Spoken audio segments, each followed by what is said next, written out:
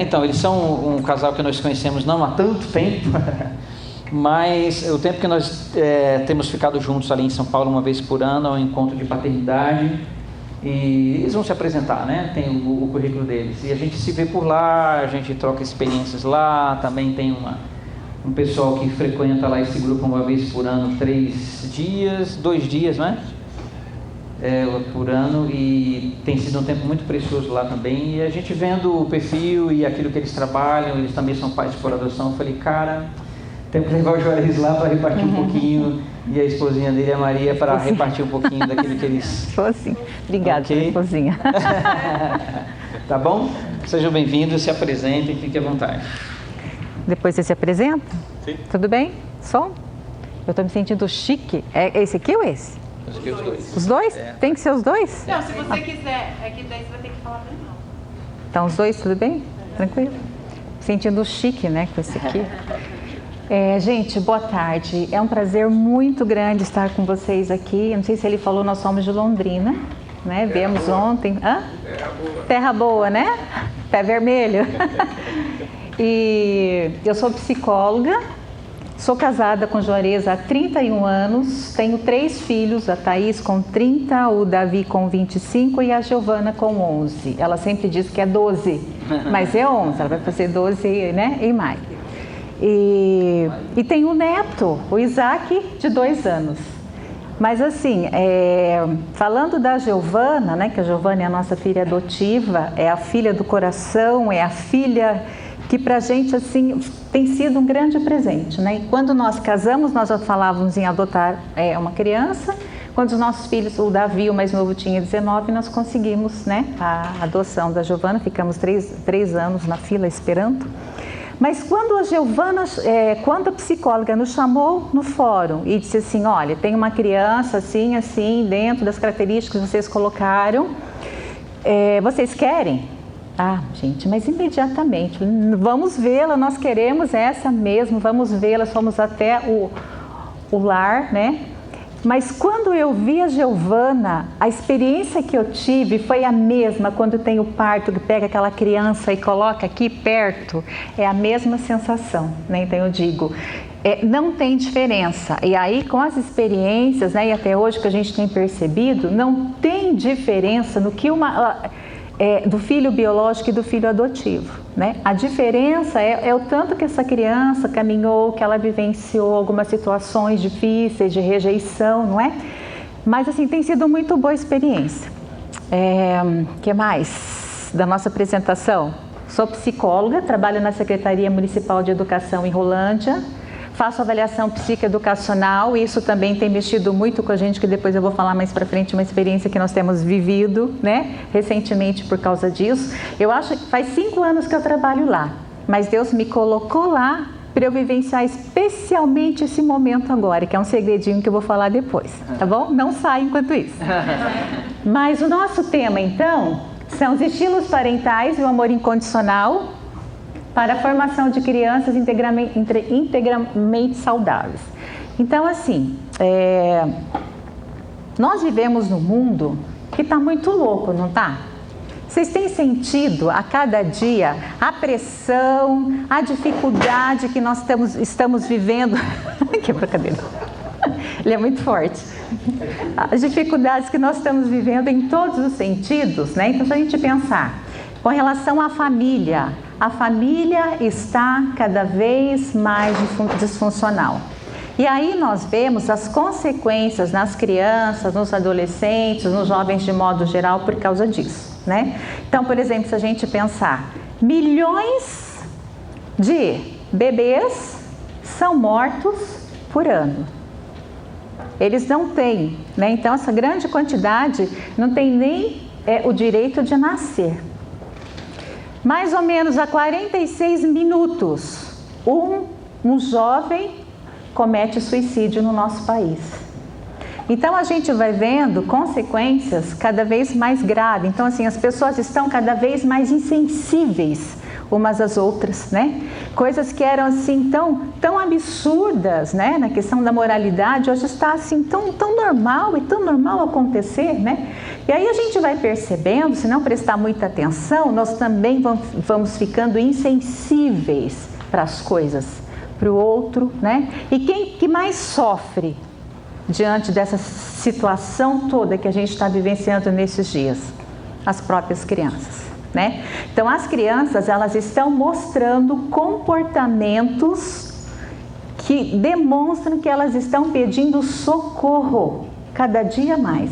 Esses dias eu fui atender uma escola que eles estão desesperados, que tem 2 crianças de 5º ano se cortando. E a escola sem saber o que fazer.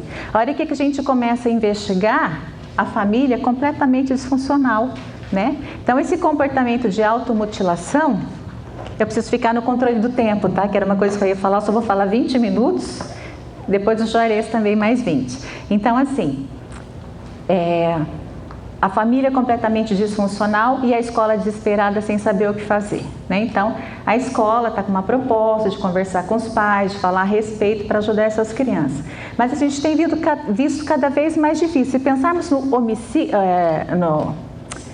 na quantidade de suicídios, ele vem aumentando cada vez mais. Então, assim, diminuindo a idade e aumentando a quantidade de suicídio. Então, as crianças antes que se suicidavam, faixa etária, era de 18 anos até 25. Agora tem crianças com 11, 12, 13, né, cometendo suicídio. A questão da automutilação também, né, era com idades cada vez maior, agora vem diminuindo, né, no caso dessa escola, crianças com 11 anos, no ensino fundamental 1.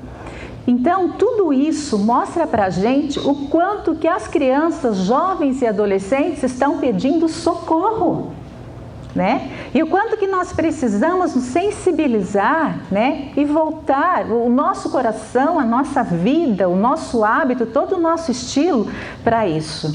Ah, mas não tem nada a ver comigo. Será que não? Quem é o nosso próximo? Né? Quem são aqueles que estão próximos a nós, né? E a adoção também, ela passa por isso. Então, assim, quando a gente adota uma criança, né? Eu sempre costumo dizer que pais adotivos são anjos que Deus coloca na vida dessas crianças, né? Para mostrar o amor, o valor, o quanto ela é importante, para que ela tenha significado, para que ela cresça, para que ela seja integralmente saudável, né? Próximo.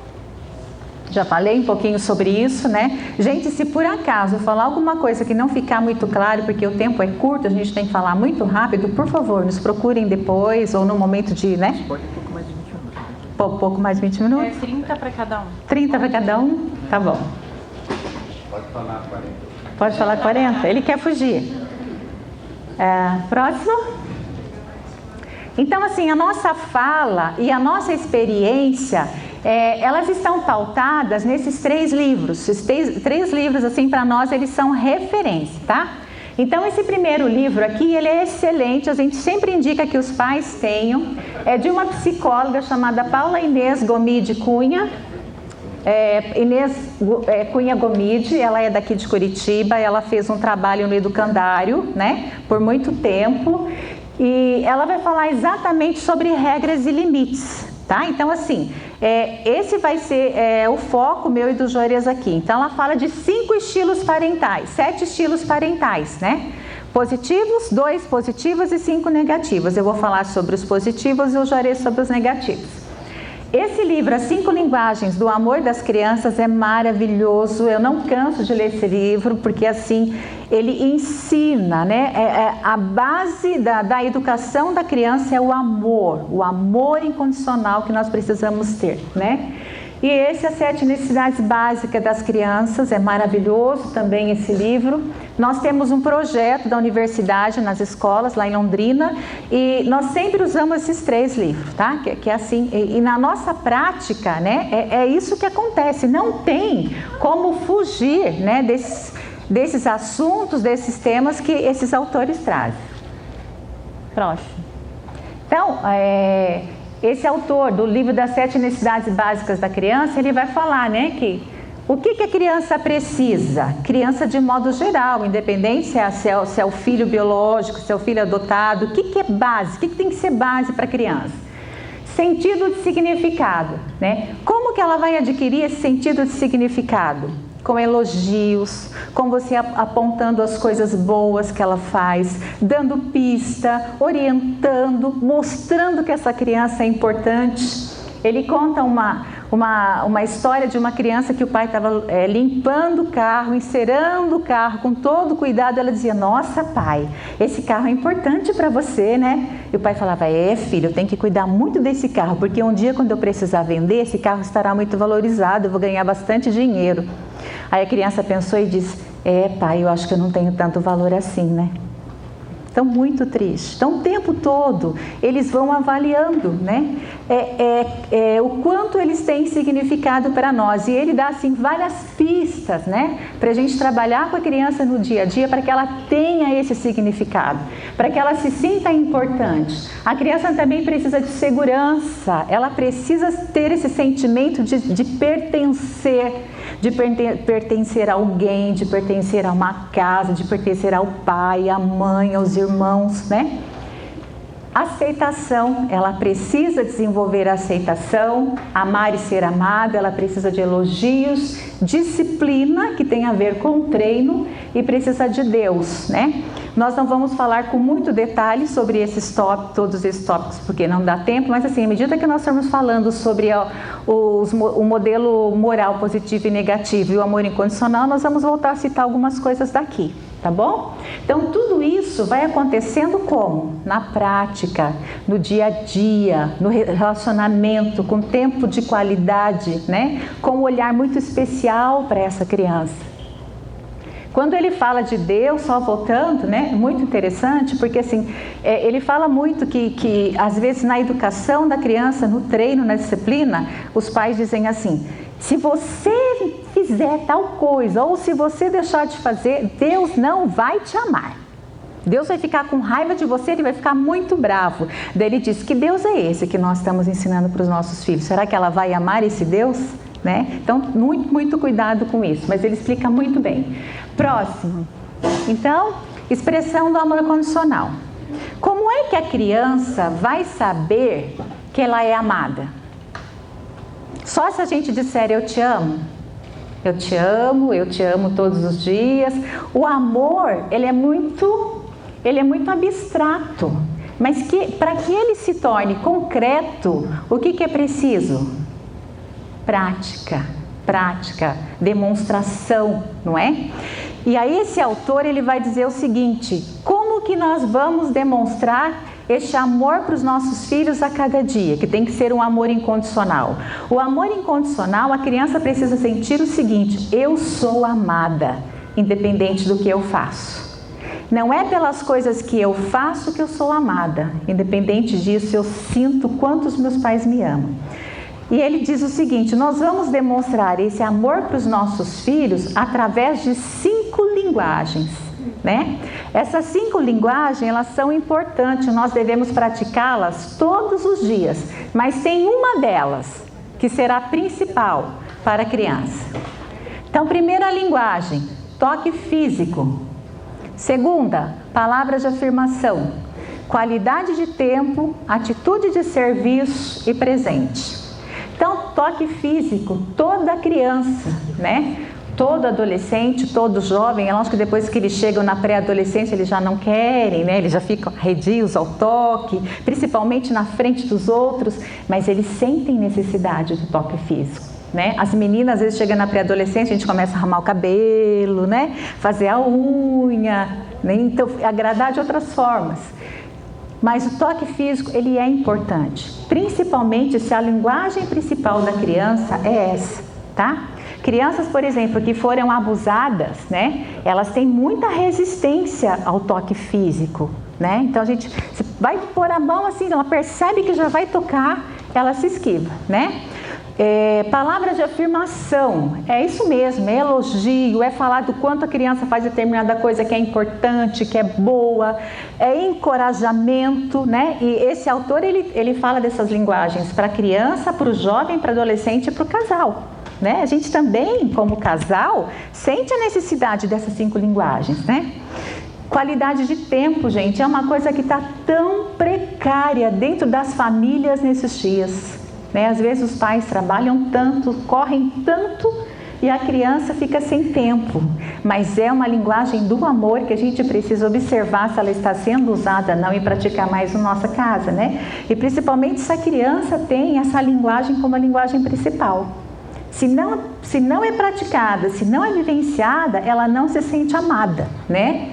Qualidade, atitude de serviço. Então é fazer coisas que as crianças gostam. Então, por exemplo, gosta de comer determinada torta, ou gosta que ajude a arrumar o quarto, ou comprar uma roupa, arrumar uma roupa da criança, né? Então, assim, é tudo que envolve atitude de serviço para essa criança.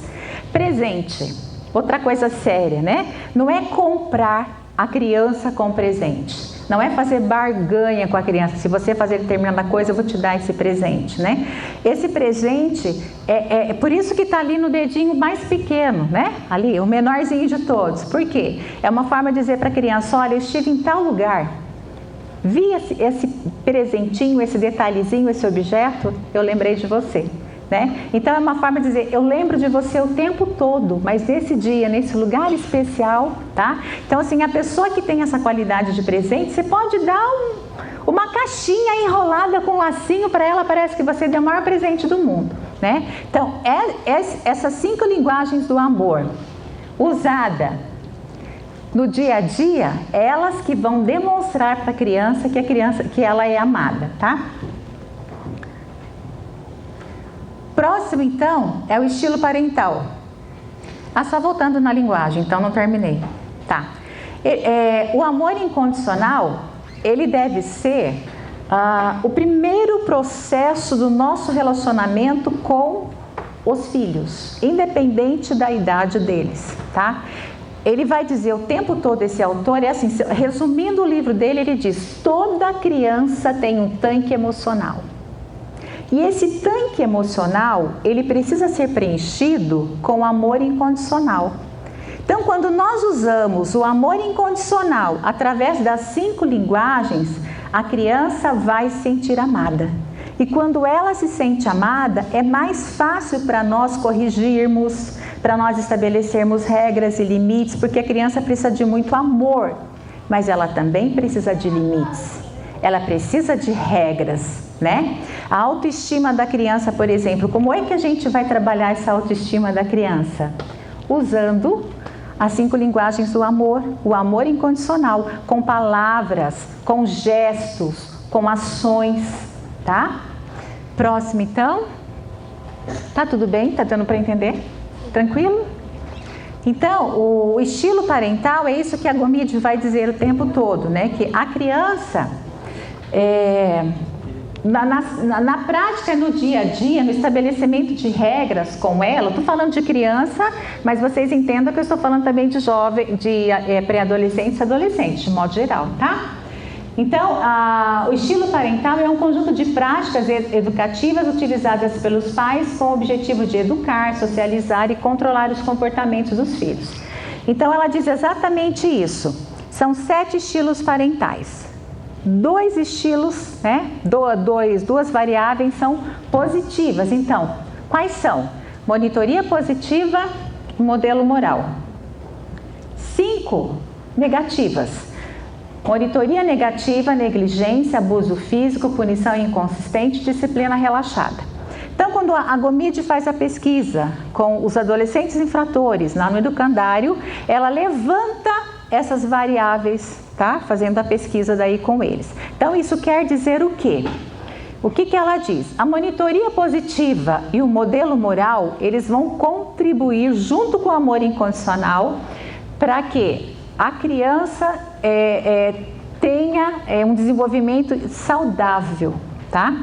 Porque ela vai estar bem emocionalmente, ela vai cumprir as regras estabelecidas, ela vai se sentir amada, né? Vai ficar mais fácil o relacionamento com essa criança. Ela não vai fugir dos pais, ela vai querer a presença deles o tempo todo, não é?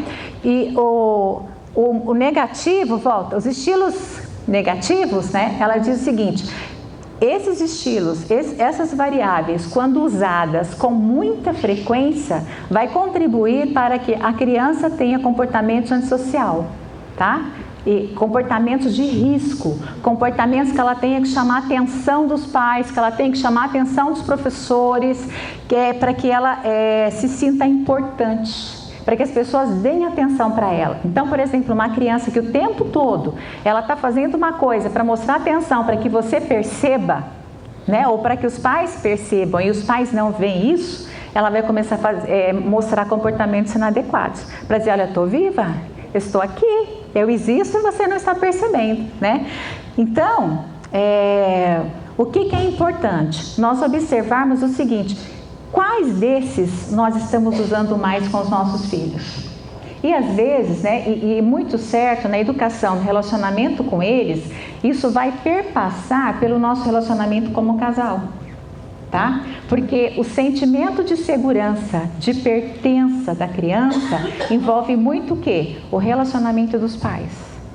Então, é muito importante que o casal esteja bem. Lógico que sim, de repente acontece alguma coisa, um contratempo, ou o casal, ou a pessoa, às vezes é uma pessoa sozinha, né, que está cuidando do filho. Tem casos que a gente percebe que muitas vezes é a avó, não é? Mas assim, tem que estar bem. Então, se eu não tenho condição, então procurar ajuda de um profissional, de alguém mais próximo para ajudar, porque assim, se nós usarmos muito essas variáveis negativas, as crianças não se sentirão amadas e elas terão até problemas emocionais, né? Então a gente percebe que os problemas emocionais aí vão desencadeando uma série de sintomas e uma série de consequências, né? A gente percebe, não é só por causa disso, mas eu que trabalho muito próximo, professores, a escola, muitas crianças com problemas de depressão, de ansiedade, dificuldade na aprendizagem, né? Por causa de toda a consequência negativa no próprio relacionamento familiar, né? E quando a gente percebe quais são essas variáveis que a gente mais tem usado em casa, isso pode nos ajudar para mudar o nosso comportamento, para mudar o nosso relacionamento com os nossos filhos, para que eles tenham um desenvolvimento mais saudável, tá? Então, a monitoria positiva, o que significa, né? Significa manter a guarda. Então, assim, o tempo todo conhecendo os nossos filhos, conhecendo o gosto, conhecendo o sentimento, estabelecendo regras, estabelecendo limites. Por exemplo, uma criança pode dormir a hora que ela quiser. Ela pode usar o celular a hora que ela quiser. Você vai dormir tranquilo, ela pode ficar no quarto usando o celular até der sono para ir dormir. Criança precisa escovar os dentes, tomar banho, ter hora certa para dormir. Tudo isso faz parte do estabelecimento de regras e limites, né? Mesmo os adolescentes. Tem pai que quando os filhos chegam na adolescência, deixa pra lá, eu não vou ficar lidando com isso, não quero mexer nessa situação, ele já é adulto, se vira. Não, adolescentes, jovens também precisam de regras, né? Precisam de limites. E tudo isso a gente vai fazendo com a monitoria positiva desde pequeno. Mas aí, quando a gente adota um jovenzinho que já tem 11, 12, 13 anos, como é que a gente faz?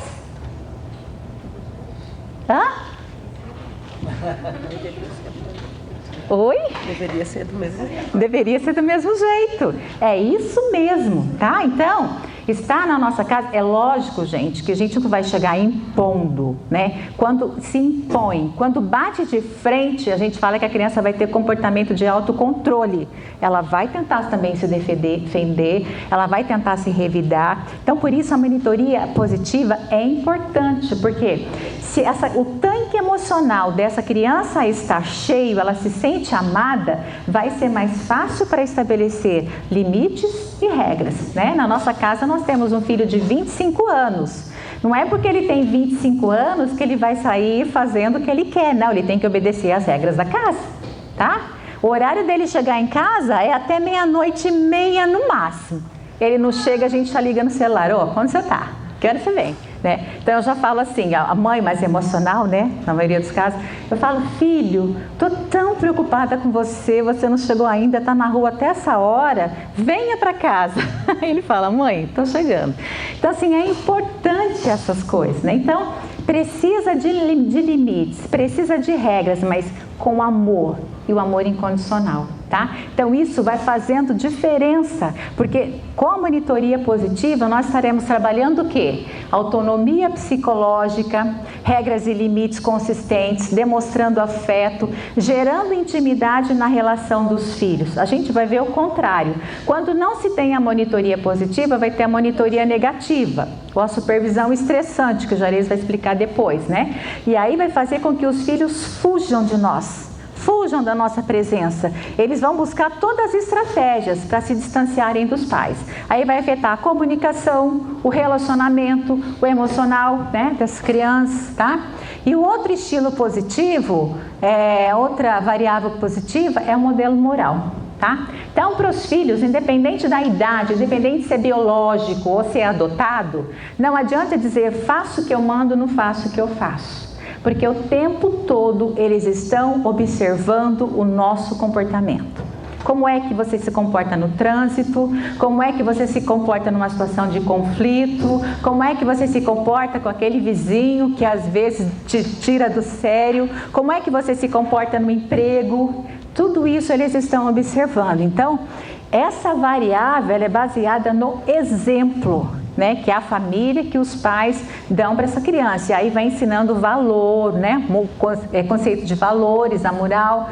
Então, o que vai acontecendo com esse estilo? Nós vamos desenvolvendo o sentido de significado, de pertença, de segurança, de respeito pelos outros e de autoestima, né? Que são os tópicos aí que aquele autor do livro As 7 Linguagens do Amor, As 7 Necessidades Básicas da Criança comenta, tá?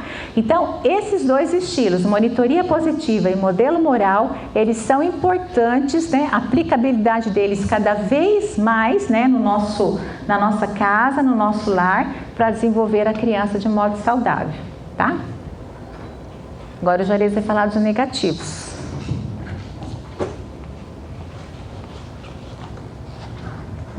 Eu acho que não precisava falar de coisa negativa, né? Você não concorda comigo? Espera aí que tem que trocar, né? Né? Mas não é muito agradável, né? Ficar falando essas coisas aqui. Até porque a gente tem muita dificuldade de lidar com isso, né? Então, assim, a ideia não é que ninguém se sinta acusado, que ninguém, né, se sinta...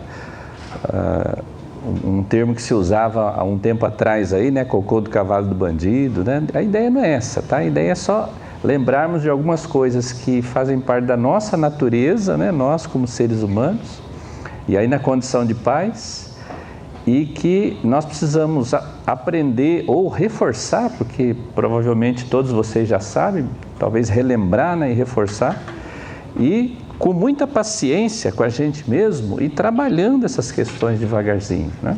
Então, o fato de nós sermos pais, vamos erguer um pouquinho a nossa autoestima aí, né? Apesar de que a minha parte aqui era falar só de coisa negativa, mas o fato de nós sermos pais, queremos ter, né, um filho ou mais sob a nossa responsabilidade, já nos coloca acima de um monte de gente, não é isso?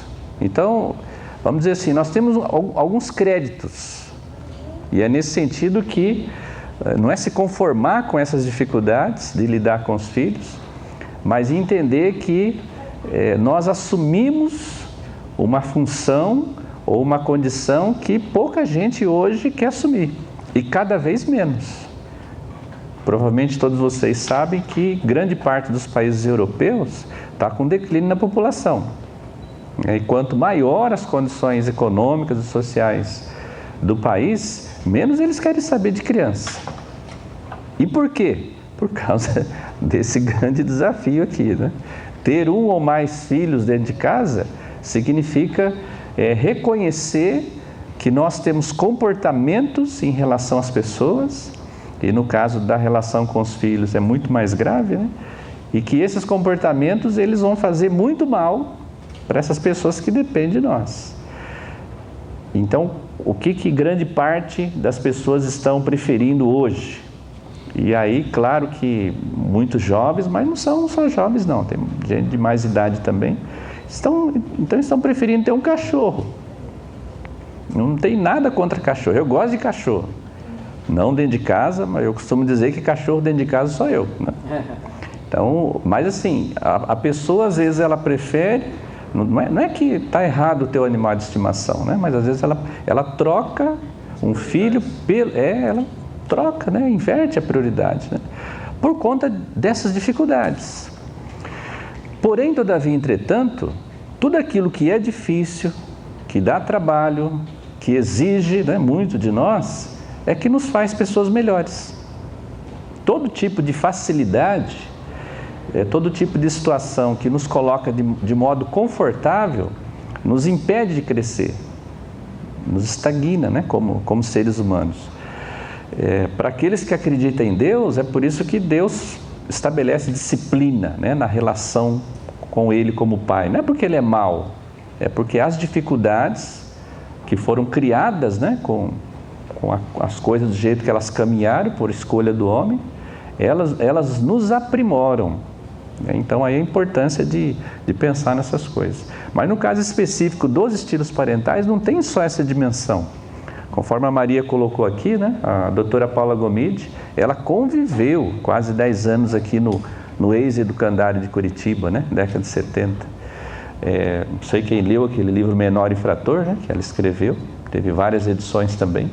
Então é um relato de experiência dela como psicóloga do ex-educandário, né, do antigo educandário, que na verdade, na minha opinião, desculpe a minha maldade, só trocou o nome, né, só tem um nome politicamente correto, mas as dificuldades, os problemas talvez sejam piores ainda hoje, né.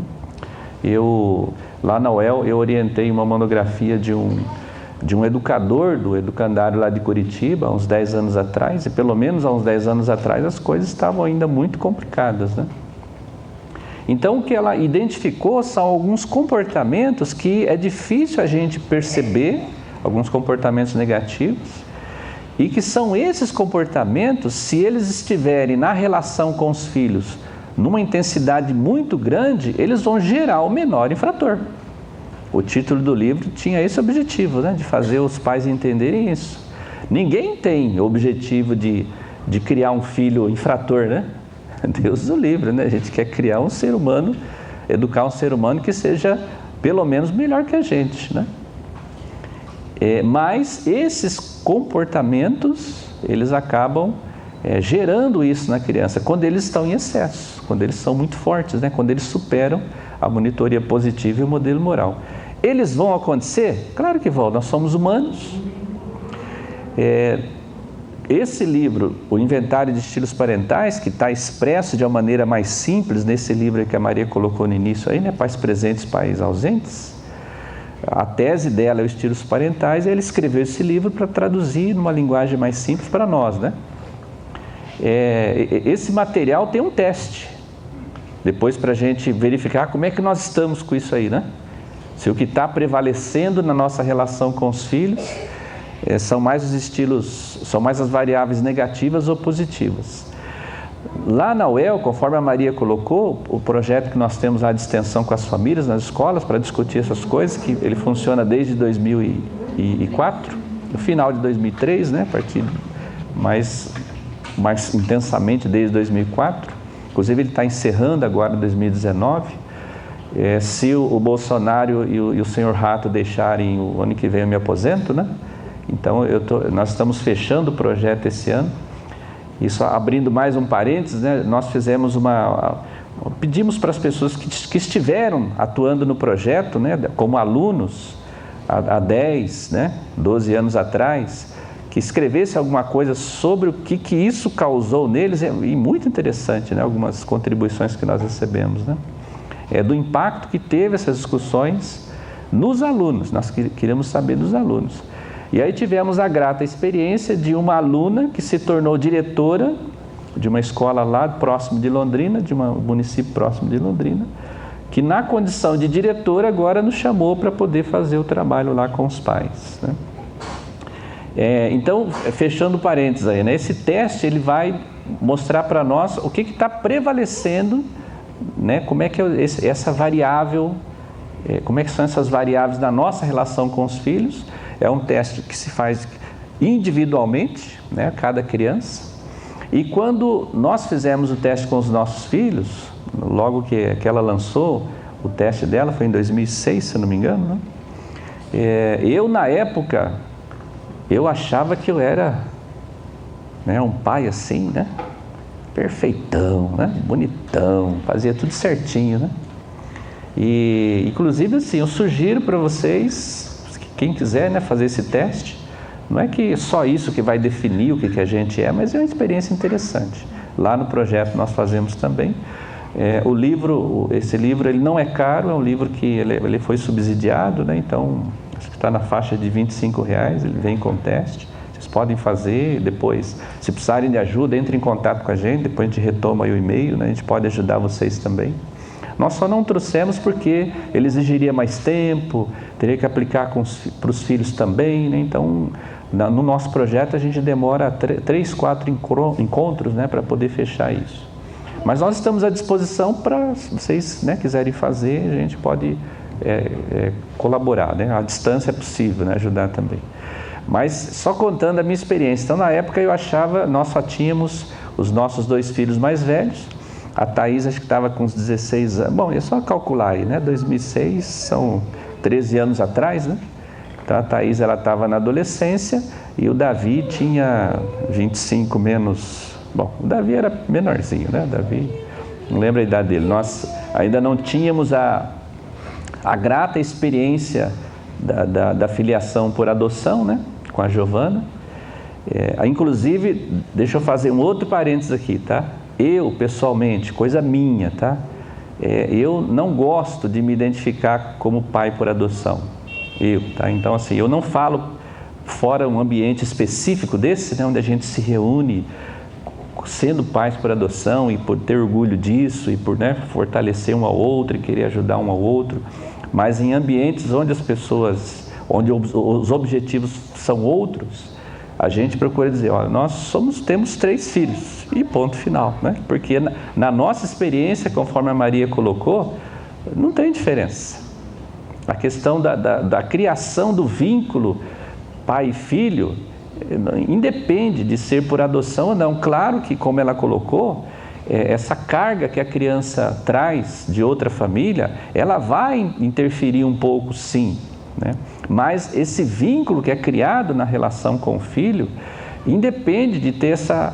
Né, por exemplo, né, uma coisa que talvez vocês já ouviram aqui muitas vezes, aliás, vocês têm pessoas de muito valor aqui, não precisaria ninguém vir aqui falar para vocês, né? Marquinho e a Ingrid e outras pessoas que a gente sabe que tem aqui entre vocês, são pessoas que têm muito mais experiências e muito mais bagagens maravilhosas aí do que a gente. Isso é só para diversificar, né? Essa experiência é só para isso. Agora eu esqueci o que eu ia falar, né? Do teste, acabei divagando aí, né? Então, nessa experiência com o teste, o que na época, né, é feito individualmente, a classificação é assim, né? Estilo parental ótimo, regular e de risco. A Paula Gomide pega pesado, né? Então, ótimo, regular e de risco. No regular, ela dá uma colher de chá e coloca regular acima da média e regular abaixo da média, né? Mas para ela, o único estilo que é o ideal na relação pais e filhos, e aí ela tem toda a autoridade para falar isso, né? Com quase 10 anos de convivência dentro do educandário, né? Acompanhando pais e filhos, né? Nesse ambiente terrível, né? Muito difícil. Então, esse estilo parental ótimo é quem tem um desempenho acima de 85% no teste, né? Então, para ser né? Ou seja, a prevalência do que a Maria colocou aqui, de amor incondicional, de monitoria positiva, de modelo moral tem que ser muito alto, né? Então, durante o teste, são várias situações que são colocadas, muito comuns da nossa relação com os filhos. Então, por exemplo, só para dizer da minha experiência com o Davi, né? Uma das questões lá, uma das situações, quando o seu filho sai, ele fala, não, isso é para o filho, né? Você como pai. Quando você sai, você liga, quando você está viajando, né? Você liga para saber como seu filho está? Eu, bambambam, né? Coloquei sim, né? Sempre, né? As situações que você responde é sempre, às vezes ou nunca. E eu respondi sempre. Quando ele fez o dele, ele respondeu nunca. Acabou comigo, né? Acabou comigo.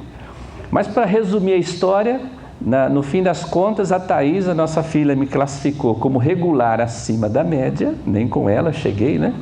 Ser classificado com estilo parental ótimo. E o Davi me classificou com estilo parental de risco, né? Eu fiquei desesperado, falei, meu Deus do céu, né? E aí a ideia, né, de confrontar os dois testes, a autoavaliação que a gente faz junto com a resposta dos filhos, a ideia de confrontar é entender o porquê que está tendo essa dissonância, né? E aí só para vocês terem uma noção, né? Então, usando esse exemplo de que quando eu viajava, e eu viajo todo mês, agora a Maria está me dando a honra, né? Ela e a Giovana estão indo junto comigo também, agora está sendo possível. E eu sempre ligava, mas eu falava com ela e às vezes com a Thaís, mas normalmente com ela. Eu perguntava do Davi, sempre perguntava, mas não falava com ele. Então, na minha cabeça, né?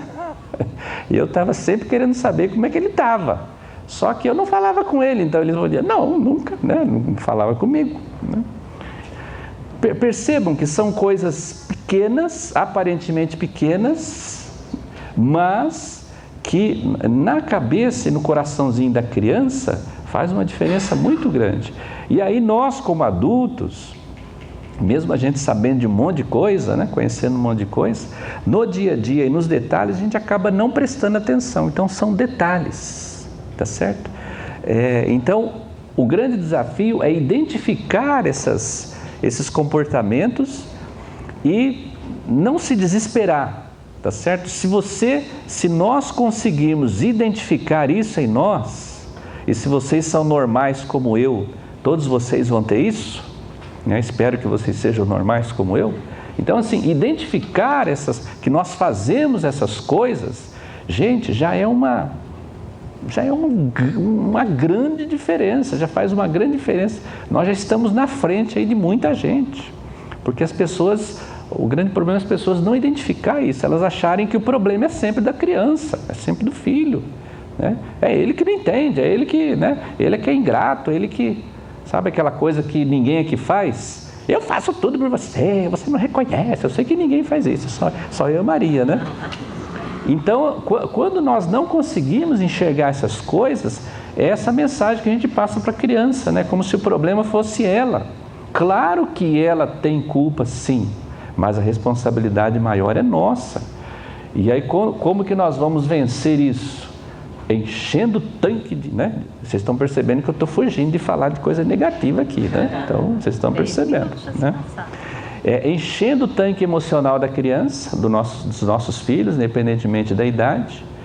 E aí sim nós vamos ter autoridade para poder exercer disciplina, né? Para poder identificar essas situações negativas, e mesmo quando elas são necessárias, né? de serem feitas em algumas situações específicas, essa criança não vai se sentir desprezada, o filho não vai se sentir desprezado, menosprezado, porque o tanque emocional dele está abastecido, né? Ele sabe que a gente ama e que a gente está tendo dificuldade, né?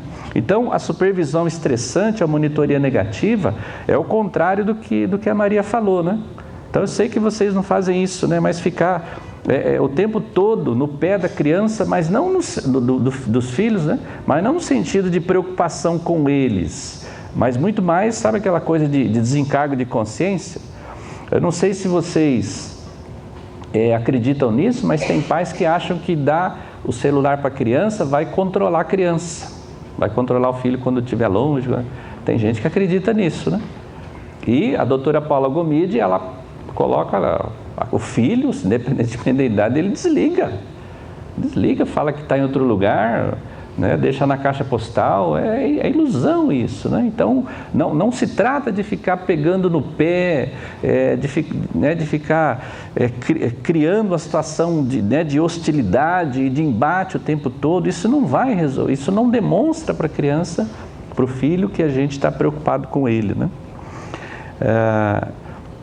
Então acaba contribuindo para o comportamento ser maior ainda, da questão da ansiedade, né, da insegurança, porque uma coisa a Maria deu exemplo aqui, né? Uma coisa é eu ligar para o filho e dizer: filho, olha, eu estou preocupado com você, né? Onde você está, o que está acontecendo, eu não estou conseguindo dormir, né? Porque eu estou imaginando que pode acontecer isso.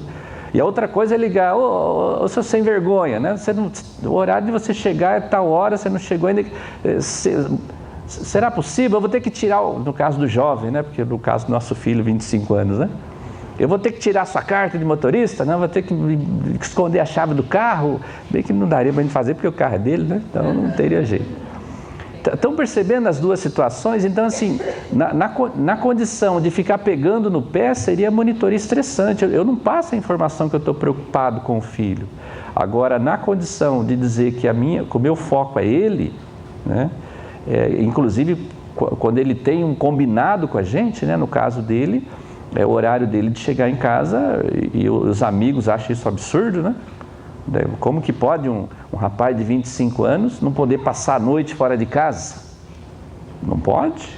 Eu sei que parece loucura falar um negócio desse nos dias desses, né? Embora a gente conheça situações, uma situação específica, né? Mas a gente já ouviu falar de outras, mas nós conhecemos a situação, que dois amigos de um amigo nosso, né, 2 amigos do filho dele, passaram a frequentar a casa dele porque ficaram apaixonados pelo pai dele. No sentido assim, de apaixonado de querer ter essa paternidade e querer esse cuidado. Por causa disso, dele não poder passar a noite nas baladas e tudo mais. Mas que pai é esse? Rapaz, mas seu pai é diferente. Né? E aí o pai, né, muito afetivo também, tal, não, chama eles aqui para fazer um lanche para eles, e os meninos começaram a frequentar a casa. E a maioria das vezes que eles pretendiam passar a noite em balada, eles começaram a passar a noite na casa dele, e aí tudo bem, né? Estava ali, né, jogando, né, conversando numa boa, às vezes tocando. Beleza, né? Não é para ficar bebendo, encher a cara, usando droga, coisa. Estão percebendo? Então, assim, embora pareça uma coisa louca, mas as coisas loucas, corretas, firmadas na verdade, no amor incondicional, naquilo que é correto, isso pode trazer um impacto que a gente não tem noção, um impacto positivo que a gente não tem noção. E se a gente insistir nisso, que é muito difícil, né? Mas se a gente insistir nisso, provavelmente nós vamos conquistar ou impactar a vida de muitos jovens hoje que no fundo estão querendo isso, né? Eles querem esse cuidado, essa proteção, e acabam não encontrando, né? Ficou claro aí o que é a monitoria negativa? Porque é o contrário da positiva, né? A gente fica não é essa preocupação de querer estar envolvido na vida do filho para o bem dele, né? Mas muito mais pensando em nós, no nosso comodismo, na nossa visão de mundo, nos nossos valores e assim por diante, tá? Eu não falei do último? Comportamento de ansiedade, né, medo, quer dizer, cria essa insegurança, né? Disciplina relaxada, caracterizada pelo não cumprimento das regras estabelecidas, prevalece a agressividade, impulsividade, comportamento violento, né, por causa disso, generalização do descumprimento das regras em todos os ambientes. Vamos usar o mesmo exemplo aqui do horário para chegar em casa, né? Tem horário para chegar em casa, mas quando não chega, fica por isso mesmo. De modo geral, seria isso, né? O filho tem a obrigação de arrumar o quarto todo dia, mas quando ele não arruma o quarto, também não acontece nada. Quer dizer, a regra, os limites não são levados a sério, né? Eu sei que às vezes a gente tá tão, né, de saco cheio e tão, né, com tanta coisa para resolver, que a vontade é deixar para lá mesmo, porque às vezes teve um dia difícil, né? Teve outros problemas que aconteceram, mas é preciso resistir, né? Porque em grande parte das vezes os filhos eles quebram a regra, né? Eles não obedecem aquilo que foi colocado, mas para testar, não é porque de fato eles querem quebrar, né? Eles querem testar para ver se aquilo que foi estabelecido de verdade é sério, né? Se a gente está falando sério, né? Vamos dizer assim, né? Isso não é o caso de vocês, nenhum de vocês estariam aqui se vocês tivessem esse comportamento, né? Isso às vezes pode acontecer conosco em situações um pouco mais sutis, mas não de maneira explícita, né? Ninguém resolve ser pai e mãe, né? Muito menos pai e mãe por adoção, se quer ter um comportamento negligente, né? Se ignora o outro, se não se importa com o sentimento do outro. Mas às vezes, em algumas situações, a gente comete, né? A gente entra num comportamento desses sem perceber, né? Então, especificamente em relação a não se comunicar com o filho, né? Ou a não ter um pouco mais de tempo com ele, que é a questão da qualidade de tempo. Às vezes a gente faz isso não é por maldade, às vezes está atolado em muito serviço, acaba se envolvendo com outros compromissos e tal. Mas não dar atenção para os filhos é negligência, porque os filhos precisam de atenção, né? Então, nós não fazemos isso conscientemente, mas é importante perceber que isso existe, que isso é negativo para a relação com eles e para a gente se policiar, né? Se monitorar. Eu sei que muita gente educa os filhos sozinhos, mas assim, mesmo aqueles que são sozinhos, é importante ter alguém o mais próximo possível para poder ajudar nesse processo. Tá? Então, assim, quando a gente tem a parceria, seja do cônjuge, de outra pessoa, né? ou de outra pessoa da família, porque às vezes a gente tem dificuldade de perceber isso, né? Tem uma amiga da gente, isso há muitos anos atrás, ela começou a gravar, no começo ela prestava atenção e se policiava mais, né? Mas ela começou a deixar o celular gravando como é que ela se relacionava com os filhos, né? E depois, quando ela esqueceu, né, não foi a Maria, não, tá? Estou olhando para ela só para lembrar aqui do tempo. Quando ela esqueceu que ela estava se gravando, né? Que ela começou a ficar mais à vontade, e depois ela ouvia, quando tinha um pouco mais de tempo, ela ficava, meu Deus, eu falo assim, não acredito, né? Mas como eu sou chata, né? Mas como eu sou irritante, né? Então, talvez a gente possa fazer isso como experiência, né? Não sei, né? Pode ser interessante, eu nunca tive coragem de fazer, né? Mas assim, o ideal seria nós termos alguém para pegar no nosso pé. Claro que não na frente dos filhos, que é outro erro que às vezes a gente comete, né? De um pegar no pé do outro na frente dos filhos, isso é complicado, então interferir na correção do outro. Nossa, Juarez, mas você é Maria com 31 anos de casado, e vocês perceberam aí pela idade da nossa filha que ela já foi encomendada quase na lua de mel, né? A gente, no começo, quando nossa filha nasceu, muitos amigos que nos visitaram, né? Nossa, mas já, né? E aí a gente percebia que ficavam fazendo os cálculos, né? Graças a Deus ela não nasceu, né? Nasceu do tempo certinho. Não estamos criticando quem não teve essa experiência, mas assim, no nosso caso a gente prezava por isso, né? De ter o filho só depois que casasse mesmo. E ela nasceu 9 meses e 9 dias depois que a gente casou, né? Então assim, ela teve paciência com a gente, né? Mas então assim, como é que pode, há 30 anos de casado, ainda cometer esses erros? A gente comete. Então é nesse aspecto que a gente está dizendo, né? Então nós não somos perfeitos, gente, graças a Deus que não somos perfeitos, porque é isso que nos estimula a crescer, né? a ser humilde com o outro, né? Então assim, um cuidar do outro, um ajudar o outro a identificar esses aspectos negativos é muito importante, né? Então, aí depois lá no quarto, na hora que fecha a porta, né, na hora de dormir, eu tenho dificuldade de falar isso porque eu sou o que menos quer conversar na hora de dormir, porque na hora de dormir eu quero dormir mesmo, né? E a Maria na hora de dormir, olha que ela tá com a corda toda, né? Cara, ela quer falar tudo e aí quando ela percebe que eu estou só aí ela já fica, dormir mesmo e tal. Aí depois a gente quer tentar consertar, não tem mais jeito, né? Aí acabou, né? Tem que deixar para outro dia. Mas então nesse momento ali no quarto sozinho, poder falar, né? Fulano, olha, aquilo que você falou, né? O jeito que você falou hoje com o Joãozinho, com a Mariazinha, olha, podia ser falado de outra maneira. Então, olha, percebe, né? Que você agiu assim. Estão percebendo? Então assim, isso é muito saudável, né? Ter essa liberdade um com o outro, né? Porque nós precisamos disso, né? Nós precisamos crescer nisso, né? Então aqui ninguém é negligente, tá certo? Por isso que eu fiquei desesperado quando deu o resultado do teste lá com meu filho, né? Que era meu estilo parental era negligente. Porque, na verdade, o que nós temos é dificuldade de perceber algumas coisas que a gente não faz por negligência.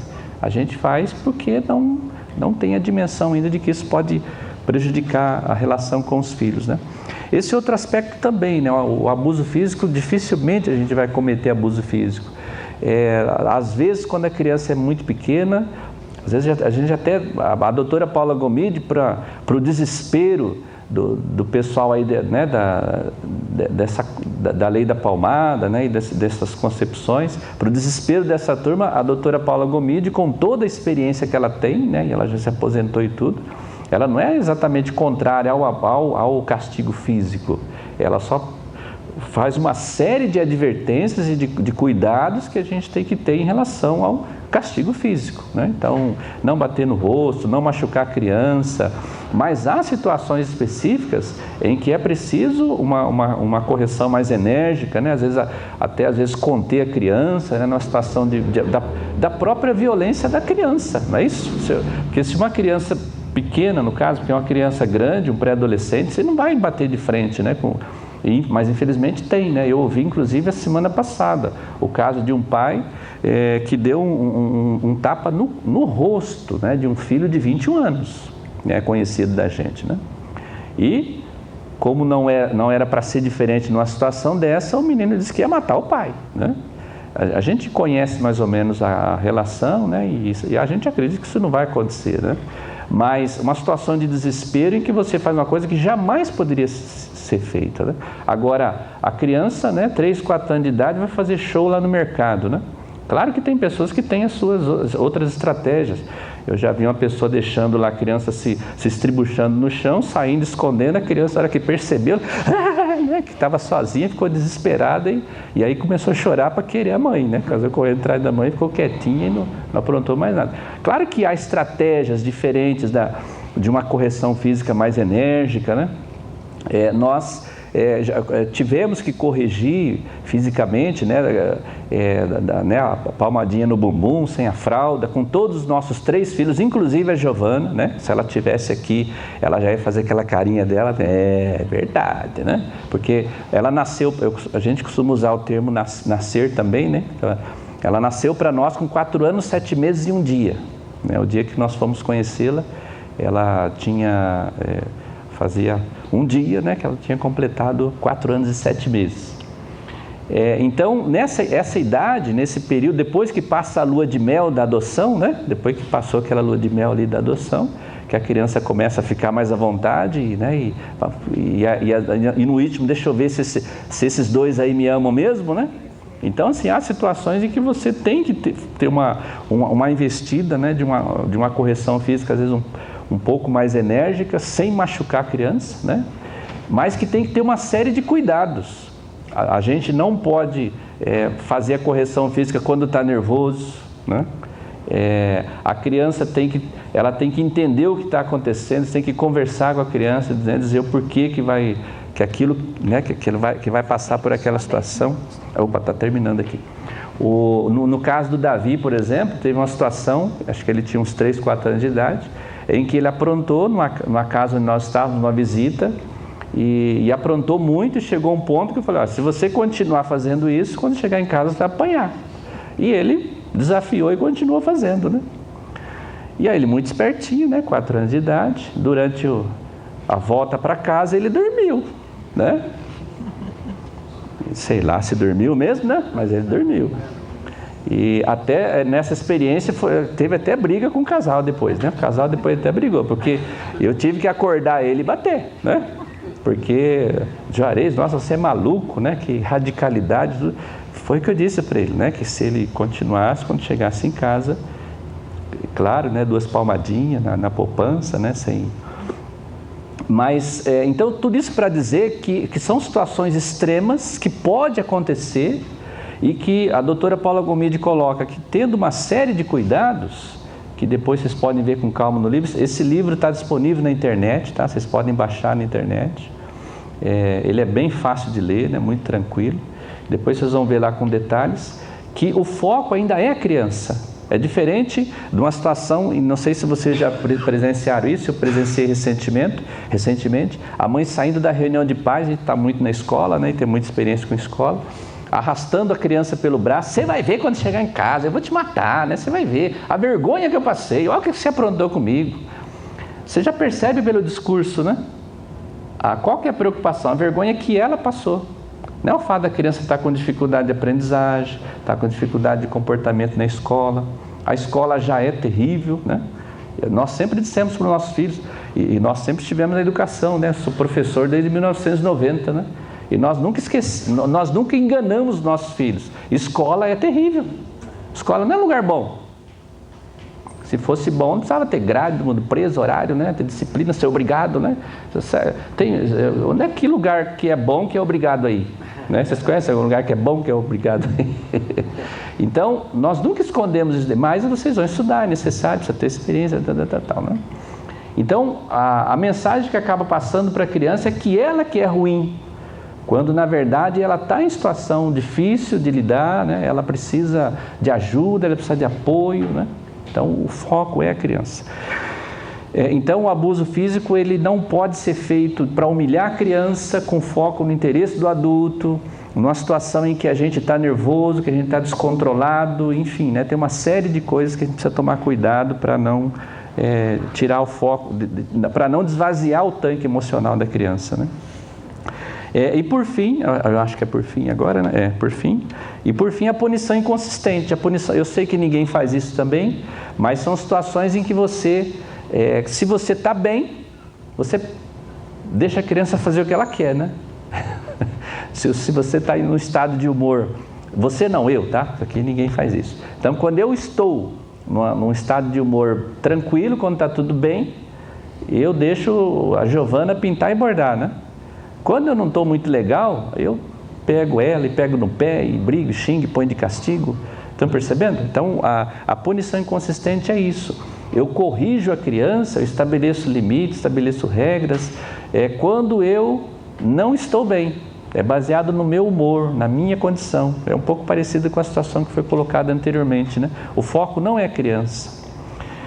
Então isso é muito complicado, né? Isso é muito complicado, passa a mensagem para o filho de que, e aí ele vai começar a usar isso, né? De que quando ele quiser fazer alguma coisa não muito legal, então ele tem que esperar eu estar bem, né? Então se eu estou bem, ele aproveita, né? E faz o que ele quer. O dia que eu não estou muito legal, ele fica na dele ali, né? Espera passar o meu mau humor. Estão percebendo? Então a gente acaba, sem a intenção, transformando filhos em pessoas manipuladoras, né? Isso é terrível. Então, só para reforçar, antes da Maria voltar aqui para concluir, né? Que, não, você... nessa hora eu vou mandar, né? É a única hora que eu posso mandar, né? Nessa hora ela vai... Né? Eu, inclusive, eu não tenho celular por causa disso, senão ela me manda em mim com 24 horas, né? Então, pelo menos esse celular... Então, só para fechar, né? Fechar e reforçar. Nós não fazemos isso propositalmente, né? Esses comportamentos são sutis, a gente precisa identificar e ter muita paciência, né, com a gente mesmo e aos poucos ir trabalhando essas coisas, né? Pedindo para a pessoa que nos acompanhe, nosso companheiro, nosso cônjuge, nos orientando, nos ajudando, né? E aos poucos vencendo essa dificuldade, né? E para encerrar, eu só queria falar que... só para reforçar aquilo que a Maria começou falando, né, da questão de um sistema de morte que está instalado na sociedade, isso há muito tempo, mas nos últimos anos isso ficou muito mais forte, né? O doutor Angotti Neto, acho que é Manuel Angotti Neto, não me lembro exatamente o primeiro nome dele, ele tem um livro que se chama, e é doutor porque ele tem doutorado mesmo, ele é da área da medicina, mas tem doutorado, né? Ele gosta de deixar isso claro. Ele tem um livro que se chama A Morte da Medicina. É um livro que eu acho que todo mundo deveria ler também, né? Então, ao contrário do que fala... Ao contrário não, um pouco diferente do que fala o título, ele não trata só da tragédia que acabou se transformando a medicina hoje, né? Mas ele trata de toda essa questão de uma série de valores que nós precisaríamos estar atentos, resgatar para nós, na nossa família, para a relação com os filhos, que... são considerados valores secundários hoje em dia, mas são fundamentais, e todos eles ligados ao valor à vida, principalmente com foco na criança, né? E uma das questões que ele discute ali como médico, ele tem autoridade para falar isso, ele discute várias questões focando no valor da vida, né? Nessa questão da gente despertar para o valor da vida, independentemente de quais sejam, de quem sejam. E claro que ele fala mais da criança, troca na questão do aborto e tal, mas principalmente daqueles que são mais inocentes, né? Da gente continuar valorizando a vida em ambientes e pessoas como esse, né? Como essas pessoas em ambientes como esse. Uma das questões que ele discute lá, que muita gente não sabe, ele parte de um artigo de 2 médicos, que foi publicado numa revista de ética médica. O artigo, se não me engano, foi em 2013. Nesse artigo, esses médicos defendem, nessa revista de ética médica, a normalidade o termo é esse, tá? Abortamento pós-nascimento.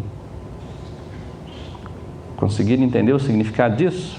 Ou seja, a normalidade de poder matar a criança mesmo depois que ela nasce. Dependendo do quê? Do interesse dos pais. Se os pais, depois que a criança nasceu, entendem que não vai ser mais possível criar essa criança, eles teriam que ter o direito de poder se livrar dessas crianças, né? Pode parecer um negócio... Eu, quando vi isso pela primeira vez, desculpe, mas isso me deu até... né? Foi um negócio que eu nunca tinha sentido na minha vida, né? Quando eu li isso pela primeira vez. Eu não imaginei que tinha esse tipo de coisa, né? Mas isso para dizer o seguinte, né? O que está aí fora no bom sentido, né? Diferente do que vocês defendem e do que nós estamos vivenciando aqui, é uma cultura de morte, né? Então, qual a nossa resposta a essa cultura de morte? É fortalecer cada vez mais isso que nós estamos fazendo aqui. Não vai adiantar a gente ir na internet querer discutir com esses médicos, né? Ou querer mandar para a cadeia o médico que faz o aborto. Claro que nós podemos fazer isso também, mas a melhor resposta que nós damos para esse sistema é isso que nós estamos fazendo: valorizar crianças, né? Com toda a dificuldade que nós temos, né? Criar filhos biológicos, filhos adotivos, né? Não estou dizendo que todo mundo vai seguir o exemplo do Marquinho, pegar mais 5, né? Mas como ele mesmo diz, não precisa ser 5, pode ser 7, né? Mas o fato de nós estarmos aqui, gente, só o fato de nós estarmos juntos, isso já é uma voz enorme, dizendo: olha, nós somos a favor da vida, nós estamos lutando para dar vida para aqueles que não tinham esperança, para aqueles que foram rejeitados, e essa é a nossa resposta, né? Essa é a melhor resposta que nós podemos dar a essa cultura de morte nos dias que nós estamos vivendo. E é nesse sentido que a Maria vai encerrar e contar, né, o que ela disse que ia contar para a gente aqui, né? Surpresa aqui para vocês, tá? São só pessoas mais próximas que sabem, vocês serão as pessoas... Desculpa. Então, lá no meu trabalho, eu faço avaliação psicoeducacional, como eu já falei para vocês, e chegou a avaliação, né, de uma criança de uma determinada escola. Quando eu li, eu fiquei chocada. Então, a criança, ela foi devolvida, né, foi adotada, os pais adotivos ficaram com ela por 3 meses e a devolveram. Isso mexeu muito comigo, foi muito difícil a situação, e eu senti no meu coração: eu quero adotar essa criança, né? Mas não é um pouquinho antes disso daqui, viu, Joris? Não é um processo fácil, porque a gente tem que entrar na fila de novo, esperar, né? Mas quando eu li o que mais mexeu comigo quando eu li a documentação dessa criança, são as dificuldades cognitivas que ela tem. Né? Então, assim, parte psicomotora, que com 7 anos já tem que estar bem desenvolvida, ela está com muita dificuldade, coordenação motora fina, coordenação motora ampla, concentração, atenção, memória seletiva, memória concentrada, né? Velocidade de processamento de informação com completamente comprometida. E também na fala, ela tem distúrbio de fala, ela faz fono. Gente, imaginem, né? Eu fico imaginando, ela já teve uma história de rejeição até chegar no lar, até chegar, né, nessa família, e depois outra rejeição. Como é que o emocional dessa criança está fragilizado? E aí descobri que ela tem um irmão de 5 anos, né? Que eu não sabia até então. Mas a gente voltou de novo, nós fizemos toda a documentação, estamos na fila aguardando, e nós queremos crianças que foram devolvidas, né? Porque para ter essa experiência, para que ela tenha essa família, para que todo esse emocional abalado dessa criança, né? Ela possa ser novamente inserida e ter uma família e ser restaurada, né? E ter uma criança, ter um bom desenvolvimento daí para frente, né? Então aqui só concluindo, os filhos são presentes, não importa se são filhos biológicos, se são filhos adotados. Eu não sei, talvez muitos de vocês aqui não têm filhos biológicos, têm dificuldade, nunca terão, né? Mas independente disso, eles são presentes, né? E nós somos os anjos que vamos recebê-los para conduzi-los na vida, né?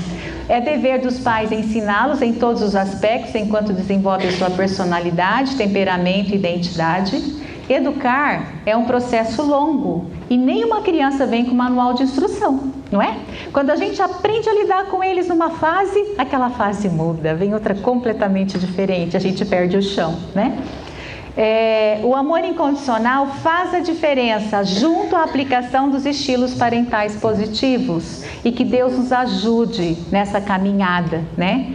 Porque não é fácil, mas ela é tremenda, faz a diferença para nós, porque nós também temos que mudar nesse processo, né? E diferença para os nossos filhos.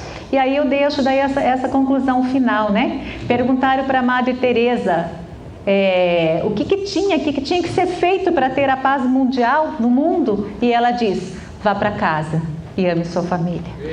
Hein? Obrigada. É isso mesmo.